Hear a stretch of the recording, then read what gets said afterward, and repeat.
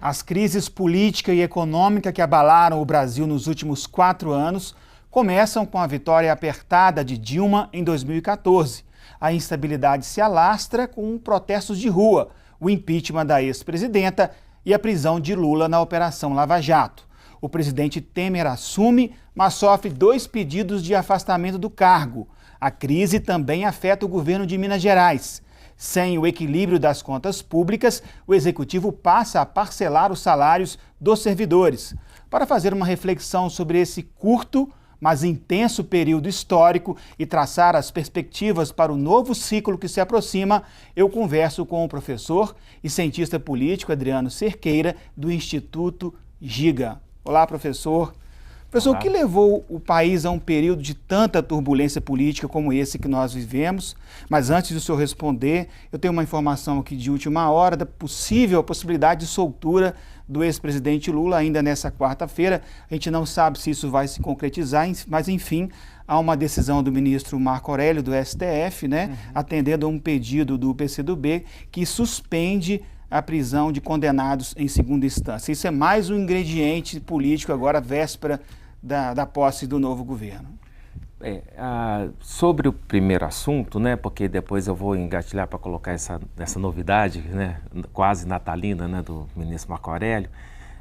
O que aconteceu no Brasil, a gente começou, na verdade, um pouco antes da eleição da Dilma, foi em 2013. 2013, em junho, aconteceram aqueles protestos, coincidiram com a Copa das Confederações. As jornadas de junho, que foram 3 semanas de protestos, assim, milhões foram às ruas. Estima-se de 8 a 12 milhões de brasileiros foram, de fato, às ruas.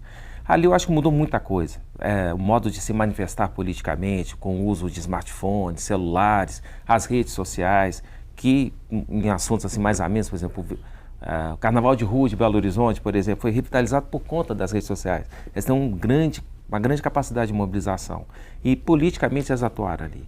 A Dilma foi reeleita com dificuldades, mas conseguiu, só que o governo dela falhou por ter ignorado a pressão dessa novidade política. Não fez muito caso dela. Acho que tanto o PSDB como o próprio MDB também fizeram isso. Essa novidade da pressão das redes, Das redes sociais, como um novo ator político, A imprensa perdeu força diante das redes sociais também, É um fenômeno que é internacional, Brexit, a própria eleição do Donald Trump nos Estados Unidos mostra esse poder. Então eu acho que essa nova forma de mobilização política é um novo ator poderoso que explica boa parte da vitória do Bolsonaro. O Bolsonaro foi eleito praticamente sem ir às ruas, Então, eu acho que todas aquelas dificuldades que o governo Dilma passou, em boa medida se deveu a não ter dado a devida atenção a esse recado às ruas e também uma desatenção no trato com o Congresso. O Brasil está num ambiente conturbado, o Bolsonaro se elegeu por conta do radicalismo que ainda está presente na política brasileira e o grande desafio do governo dele é tentar apaziguar esse clima. Só que essa medida de última hora, essa canetada de um ministro do Supremo, que mesmo sabendo que tem uma decisão colegiada do plenário do Supremo, definindo a prisão em segunda instância, ele resolve conceder uma liminar, atropelando isso, e mesmo sabendo que em abril do próximo ano, o presidente do Supremo já agendou essa discussão. Então não é bom esse tipo de atitude. Eu acho que só traz mais fervura no ambiente aquecido. Você acha que não há possibilidade de se apaziguar por um lado? Acho que não, acho que ele jogou gasolina na fogueira. A minha primeira impressão dessa notícia que é surpreendente. E aí a gente vê a instabilidade jurídica e política que vivemos, ou seja, mesmo quando o plenário do Supremo decide uma coisa, não impede que ministros lá no seu gabinetezinho soltem uma liminar dessa. Então eu acho que isso é grave, eu acho que é até uma afronta ao que o próprio presidente do Supremo, o Dias Toffoli, tinha dito, que ele quer reafirmar o poder das maiorias, enfim, dentro do Supremo, evitar que esse tipo de ação ocorra.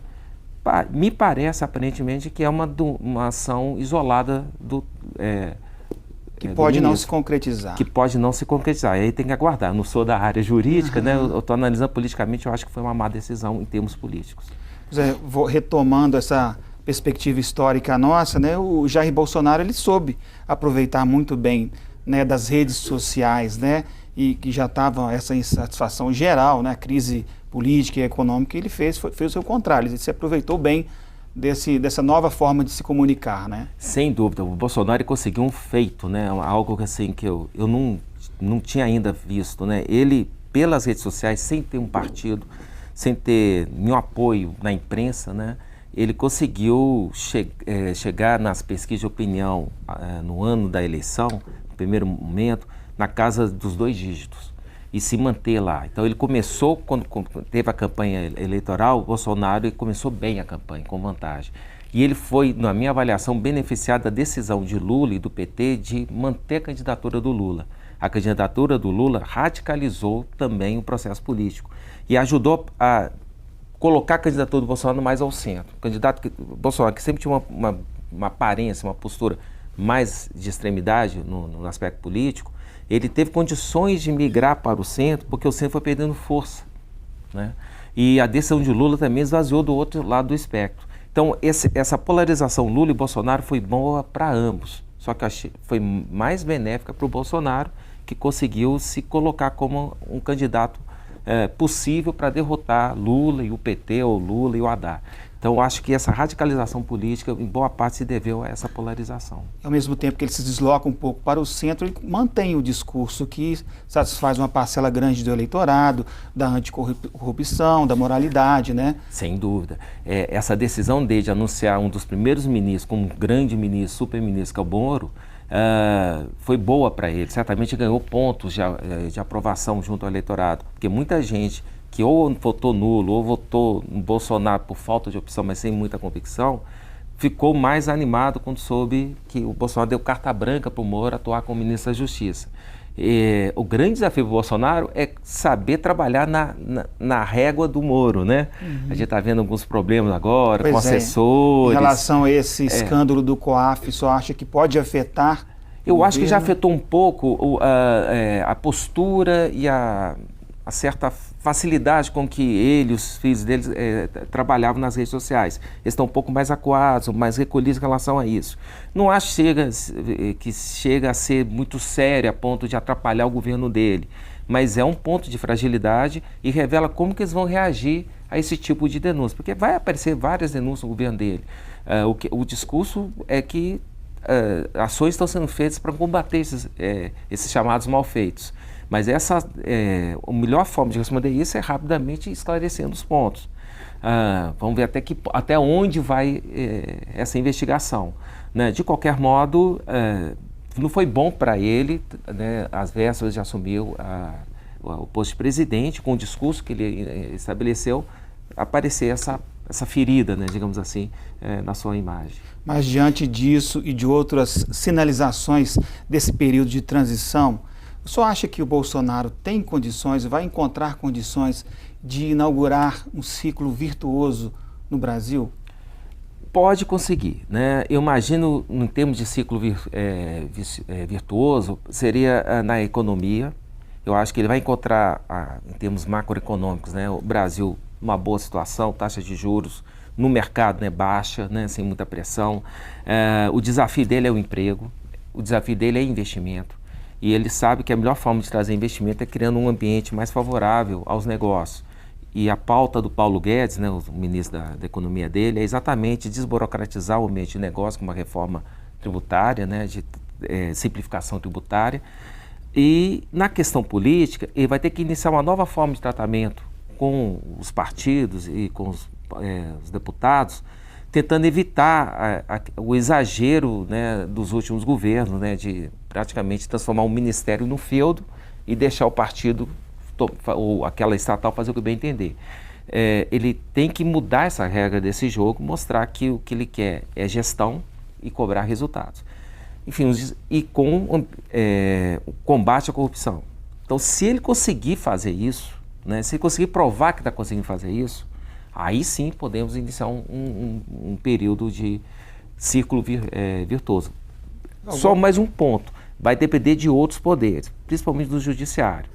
Decisões isoladas, como a do ministro Marco Aurélio, em casos como esse, não são boas para esse tipo, né, de ambiente de racionalidade, né, de coerência que se espera. Né? Pois é, alguns analistas apostam que a reforma da Previdência será o grande teste do governo Bolsonaro. O senhor concorda com isso também? Um pouco, assim. Eu acho que a reforma da Previdência, o Bolsonaro deve conseguir aprová-la, mas não vai ser uma reforma da Previdência que muitos no mercado gostariam. Não vai. Por que eu acho isso? Primeiro, pela base, né, a história do Bolsonaro. Bolsonaro, ele se elegeu deputado várias vezes como aquele defensor, né, dos interesses, né, dos militares, né, dos soldados, enfim. E eles têm resistência em relação a uma reforma radical da Previdência. Né? Então, eu acho que Bolsonaro vai fazer uma reforma para agradar o Paulo Guedes. Uma reforma mínima que gere uma economia, provavelmente idade mínima e tal. E eu acho que vai tentar ajudar com o Paulo Guedes a fazer uma reforma fiscal, uma reforma tributária, que eu acho que ela, se bem feita, vai ajudar muito mais nas finanças públicas que propriamente uma questão de reforma da Previdência. Porque a cada 5 anos aparece esse tema da reforma da Previdência, porque as pessoas vão envelhecendo e vão engrossando o universo, né, de aposentados. Então o Brasil precisa de mais arrecadação do que propriamente se preocupar com essa questão dos gastos na Previdência. Aproveitando que o senhor falou do Paulo Guedes, durante a campanha a pauta de costumes esteve muito presente, né? Questões religiosas, facilidades, né, no porte de arma, enfim. E já essa questão econômica, esse modelo ultraliberal do Paulo Guedes, parece que isso ficou em segundo plano. O senhor concorda com isso? O senhor acha que essas medidas mais duras podem assustar a população? Olha, ou a população, ou o Bolsonaro recebeu uma carta branca? Eu acho que o Bolsonaro, pelo clima de polarização que aconteceu, muita gente votou no Bolsonaro sem nem tê-lo visto, porque o Bolsonaro ficou, desde meados de setembro, acamado. Ele ganhou o primeiro turno na Câmara e ganhou o segundo turno sem sair de casa praticamente. Então, e ganhou bem as eleições, né? Então, acho que ele recebeu uma carta branca, sim. Vai depender muito agora da capacidade dele. Ele é bom em redes sociais de se comunicar mais diretamente com a população. E o que eu acho que é importante para o governo dele é, ano que vem, 2019, ele mirar na reforma econômica, mirar na economia. Essa pauta de costumes, eu não mexeria com ela agora não, porque muitas delas envolvem uma maioria complicada no Congresso, então isso vai contagiar as discussões. Eu acho que tem que fazer uma pauta mais pura e econômica no primeiro momento do governo dele.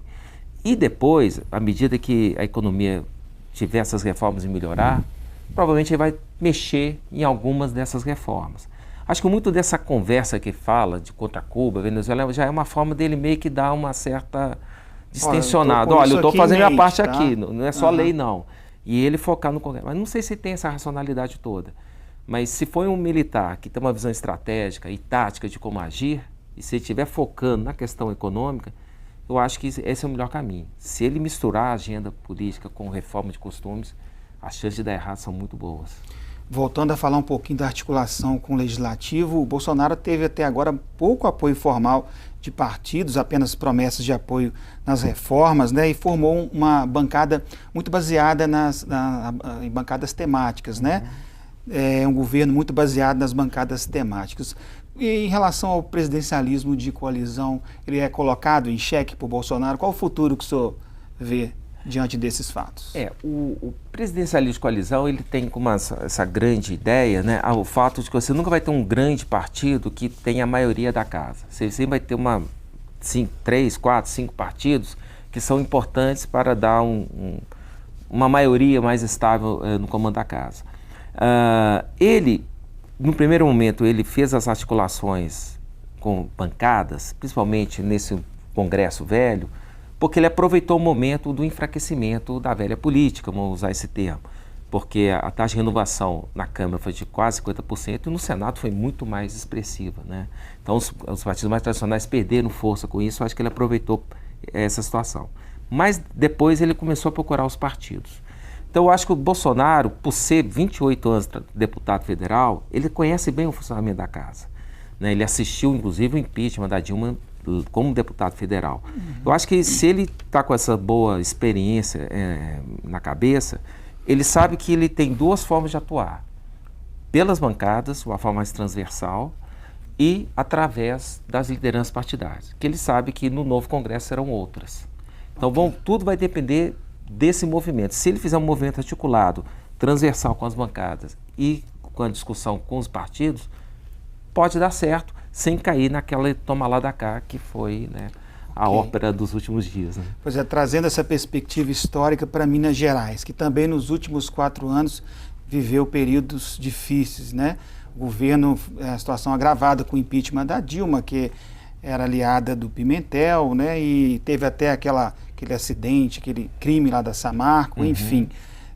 O Estado também ficou numa situação muito difícil. O senhor acha que a crise nacional alimentou a crise em Minas e em Minas Gerais nesse contexto? Olha, Minas Gerais, eu acho que ela teve uma situação um pouco própria, né? Assim, de fato, ela foi muito afetada pelo quadro de crise econômica, né, que se manifestou duramente em 2014 para 2015, mas eu acho que a gestão do Estado, ela não foi tão assim preocupada em dar um maior equilíbrio financeiro, estabelecer um maior enxugamento de gastos, enfim. Se tivesse preparado melhor para as dificuldades financeiras, talvez tivesse terminado melhor do que estamos terminando agora. E o problema de não dar repasse para as prefeituras, isso afetou politicamente muito mal o governo de Minas, né? Foi uma situação difícil, né, a reeleição do governador, porque boa parte dos prefeitos, dos municípios, foi afetado por essas decisões tomadas face às dificuldades financeiras.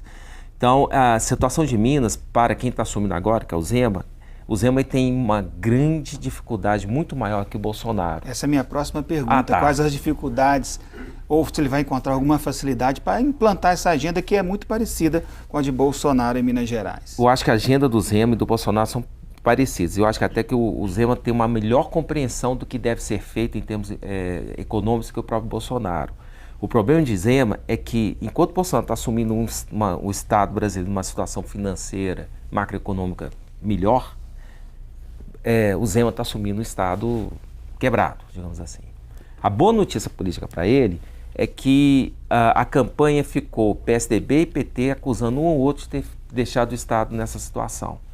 O Zema, ele chega com o seguinte discurso: olha, esses dois quebraram a gente, então eles não têm muita moral de ficar me criticando agora, não. Eu vou querer melhorar as coisas, então a gente sabe que para poder melhorar a situação que eu estou herdando, que é muito ruim, vai ter que fazer uma série de enxugamento de gastos e tal. Se ele conseguir manter essa firmeza e conseguir, no primeiro semestre aí, em 2019, mostrar resultados financeiros melhores, o pior da situação que ele encontrou vai passar. O problema dele é esse momento de maior descanso do eleitorado com ele, de cobrança. O eleitorado vai esperar um tempo para ele. Eu acho que, na minha opinião, não é nem 100 dias, eu acho que ele tem um semestre para isso, arredondando, né? Se ele não conseguir um semestre melhorar de forma bem significativa as finanças do Estado, ele vai ter muita dificuldade. Porque ele não tem estrutura partidária.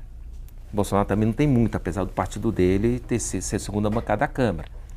Mas ele não tem a facilidade de comunicação nas redes sociais que o Bolsonaro tem. Então ele vai depender muito da concertação que ele fizer com os partidos e com a Assembleia. Então, como vai ser feita essa concertação? Vai ser feita nos moldes da nova política que ele está falando? Então, como que vai ser feita essa negociação de apoio? Pois é, e ele está nomeando pessoas técnicas para os cargos, né? E isso é um fator que dificulta na negociação com a Assembleia, por exemplo, né? Sim, porque tudo vai depender da capacidade desses técnicos de articularem politicamente com a Assembleia. Que o governo Zema vai depender muito da Assembleia, do qual ele é minoritário em termos de partidos, vai depender bastante. Que a facilidade de conseguir um apoio mais direto de boa parte da bancada da Assembleia, ele tem, porque ele é o governador. Só que ele tem que deixar muito claro o que ele está negociando por esse apoio, né? Ele vai ceder para a velha política? Eu acho que não. Mas, ao mesmo tempo, ele não pode ser absolutamente inflexível em termos de negociação. Em negociação, você cede um lado, o outro cede do outro. Então, o que vai ceder? Qual que vai ser o objeto de negociação para um apoio político? Vai ser caso a caso, né? Não vai ser por secretaria, porque está nomeando técnicos.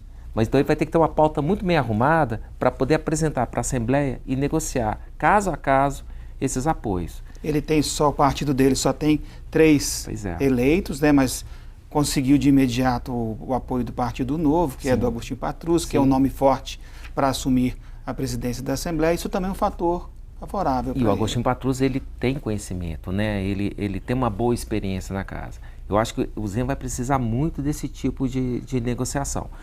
Só que o mais importante é que tem que deixar muito claro o que ele está negociando.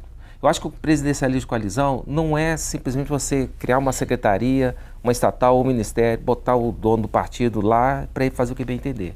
Eu acho que é você negociar em cima de uma pauta, né? E trabalhar em cima dela. Se ele conseguir fazer isso, como o Bolsonaro vai tentar fazer, acredito, no Brasil, a gente pode ter, então, aí sim, uma nova era para o presidencialismo de coalizão. Enquanto o Brasil tiver presidentes, governadores que não tem um partido que tem a maioria da casa, a coalizão se faz necessária. Ok, professor, muito obrigado pela participação do senhor aqui no Mundo Político. Eu conversei com o cientista político Adriano Cerqueira. Ele falou sobre a crise política dos últimos anos e sobre as razões da eleição de Jair Bolsonaro à presidência da República. Quais são os planos do presidente eleito e quais estratégias ele deve utilizar para colocar em prática suas ideias. Também falamos sobre Minas Gerais e a relação de Romeu Zema com o Legislativo. O Mundo Político fica por aqui. Obrigado por nos acompanhar e se você quer rever a entrevista, é só acessar o YouTube ou o nosso site. Você também pode interagir com a gente por e-mail ou pelo Twitter. Então, até a próxima.